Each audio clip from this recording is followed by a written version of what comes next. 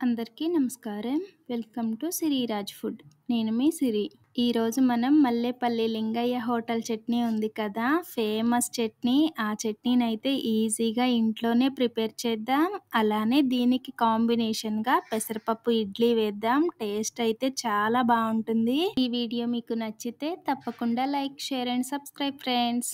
దీనికోసం ఒక 3 గంటల ముందే నానబెట్టుకున్న పెసరపప్పుని శుభ్రంగా కడిగి మిక్సీ జార్‌లో వేసుకొని, కారానికి సరిపడా ఒక 2, 3 పచ్చిమిర్చి, అలానే రుచికి సరిపడా ఉప్పు, అలానే ఒక కప్పు పెరుగు వేసి దీనిని మెత్తగా మిక్సీ పట్టుకోవాలి. ఇలా మిక్సీ పట్టుకున్న మిశ్రమాన్ని ఒక బౌల్‌లో వేసేసి దీనిని కొంచెం పోపు పెడదాం.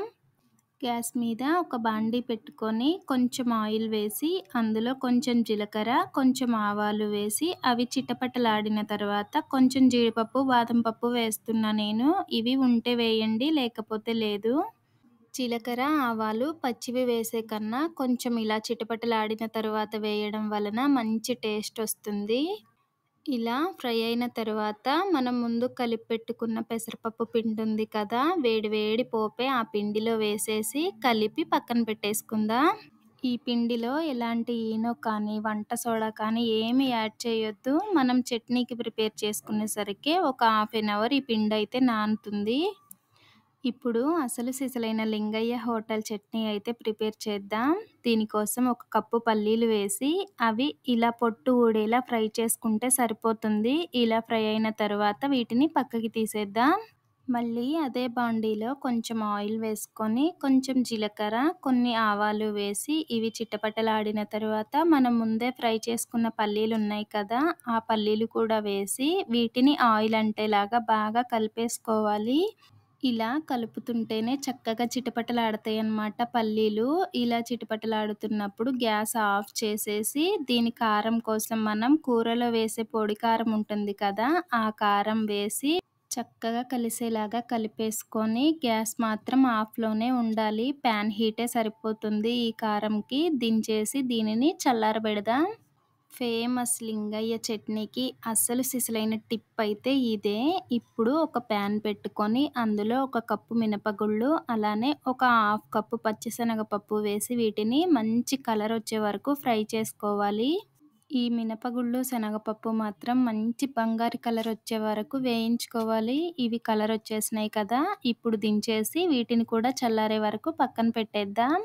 ఇప్పుడు ఒక మిక్సీ జార్ తీసుకొని అందులో కొంచెం చింతపండు, కొంచెం అంటే కొంచెం సరిపోతుంది. మనం ముందు ఫ్రై చేసుకున్న పల్లీలు వేసి కొంచెం రుచికి సరిపడా ఉప్పు కూడా వేసుకొని దీనిని ఒక్కసారి మిక్సీ పట్టుకొని తర్వాత మనం ఫ్రై చేసుకున్న ప్యాన్‌లో కారం ఆగిపోతుంది కదా! అది కడిగి అదే వాటర్ ఈ చట్నీలో పోసి మిక్సీ పట్టేసుకోవాలి. ఇప్పుడు మనం చేసిన చట్నీలో మనం ఫ్రై చేసుకున్న మినపగుళ్ళు, పచ్చిశనగపప్పు ఉంది కదా! అది వేసి కొంచెం బరకగా మిక్సీ పట్టుకోవాలి.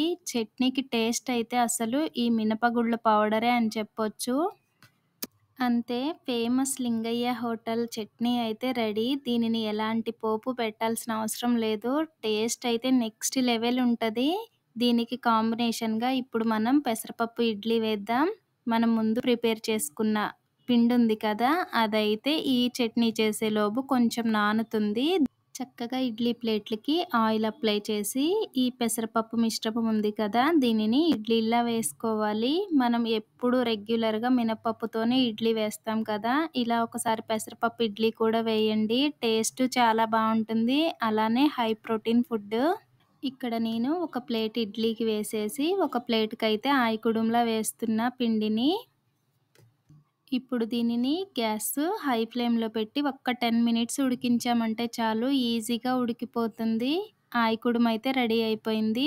ఆల్రెడీ మన ఛానల్‌లో పెసరపప్పుతో వేసిన ఇడ్లీ వీడియో ఉంది. అది కూడా మంచి రీచ్ వచ్చింది. చాలా బావుంటుంది ఇడ్లీ అయితే.